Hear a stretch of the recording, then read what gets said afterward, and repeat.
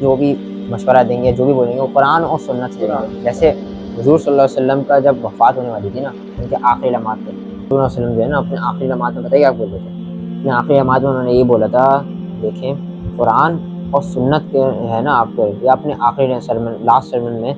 اگر میں غلط نہ ہوں اللہ معاف فرمائے یہ خطا ہوگا، کہ انہوں نے لاسٹ سرمن میں اپنے آخری لمحات میں انہوں نے یہی بات بولی تھی کہ قرآن اور سنت تمہارے لیے کافی ہوگا زندگی گزارنے کے لیے، یعنی تمہارے معاملات میں اور تمہارے اپنا جتنے بھی تمہارے فنڈامنٹل رائٹس ہیں یا تمہارے جو بھی ہے واٹ ایور تمہارے اوپر جو کمانڈس ہیں اللہ تعالیٰ کی وہ سب قرآن اور سنت میں لکھ دی ہیں۔ اب تم آگے جاؤ یا جو کرو، ہمیں ضرورت نہیں ہے ویسے۔ اب آپ خود بتائیں، ہمیں جو ہے نا قرآن سائنس کی کتاب ہے، بتاؤں میں آپ کو، اگر آپ جس طریقے سے قرآن کو دیکھیں نا، قرآن کی سب سے پہلی آیت کیا ہے؟ قرآن کی سب سے پہلی آیت اس کا سورہ فاتحہ کی، پھر اس کے بعد اسٹارٹ ہوئی سورہ بقرہ۔ سورہ بقرہ کی آیت کیا؟ الف لام میم ذالک الکتاب لا ریب فیہ ھدی للمتقین۔ اب میں آپ کو اس کا ترجمہ بتاؤں، آپ اس کا سب ترجمہ دیکھیں، الف لام میم، یہ کتاب ایسی ہے کہ اس میں کوئی شک نہیں، یہ ہدایت ہے ان ڈر رکھنے والوں کے لیے۔ اب آپ یہ دیکھیں کہ اللہ تعالیٰ نے یہ سب سے پہلے بتا دیا،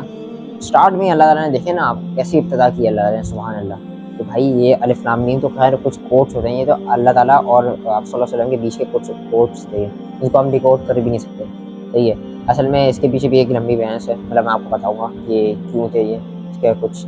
تو کیا نام ہے اپنا، وہ بات کی بات ہے۔ اب بات یہ آتی ہے کہ اس میں اس کتاب میں کوئی شک نہیں ہے، صحیح ہے، یہ بات اللہ تعالیٰ نے اگر بول دی اس کتاب میں کوئی شک نہیں ہے تو بے شک اس میں کوئی شک نہیں ہے۔ اور آج کل کے جتنے میڈیکلز ہیں اور جتنی وہ چیزیں ہیں اس سے تو انسان کو کلیئر پتہ چل جاتا ہے، بلکہ نان مسلم اس سے کیوں ریسرچ کرنا ہے خود بتائیں، وہ اس لیے کرتے ہیں ان کو پتہ ہے یار یہ کتاب صحیح ہے۔ آپ کو پتہ ہے ایک نان مسلم نے اپنی کتاب میں لکھا تھا کہ جب میں اسلام کے مذہب کو پڑھتا ہوں نا، میں بولتا ہوں دنیا میں اس سے بہترین مذہب کوئی نہیں ہے، یعنی اس سے بہترین طریقہ جینے کا کوئی ہے ہی نہیں، لیکن جب میں مسلمانوں کو دیکھتا ہوں نا تو میں بولتا ہوں ان سے زیادہ بدتر قوم کوئی دنیا میں کوئی نہیں ہے۔ اب آپ یہ دیکھیں، ہم نے اپنے دین کو چھوڑ بیٹھے، ہم یہ بولتے ہیں یار فلاں شخص اینڈوٹیٹ ہو گیا، یہ ہو گیا وہ ہو گیا، آج کل جو بڑے آن چل رہے ہیں یار وہ ہو اس کو دیکھ لو وہ کیسے پیسہ بنا رہا ہے، یا دیکھ لو اس کو کیسے کر رہا ہے۔ کہتے ہیں نا کسی قوم کو تباہ کرنا ہو تو اس کی یوتھ کو، جوان یوتھ کو ختم کر دو۔ ایسی ابھی ایک بندہ تھا جو کہ میں آپ کو، وہ نان مسلم تھا، اس نے بتایا کہ میں ایک اینٹی اسلامک بک بنانے جا رہا ہوں، اور وہ اسلامک بک بنا بیٹھا، کہہ رہا ہے جب when I started studying Islam I converted into Islam، مطلب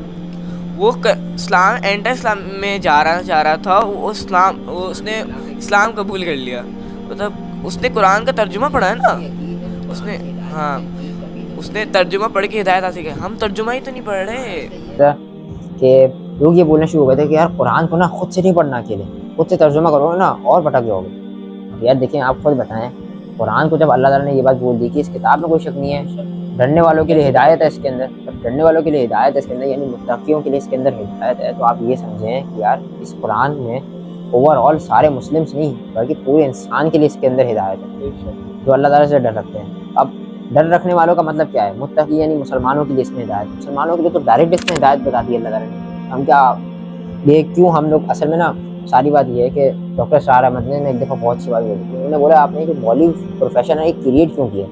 یعنی ایک بندہ ہے وہ خود سے قرآن نہیں پڑھتا، وہ پتہ کیا بولتے ہیں، مولانا صاحب مجھے یہ بتا دیں یا قرآن میں صاحب یہ بتا دیں، مولانا صاحب کو چاہیے وہ بولیں بیٹا قرآن اٹھاؤ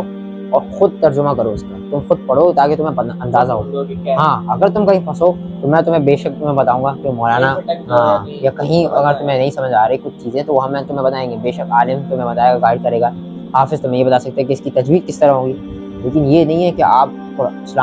قرآن کو چھوڑ بیٹھیں، اسلام کو ہم نے ویسے ہی خیر کنارہ تو کیا ہوا ہے۔ اب یہ بات ہو گئی ساری۔ تو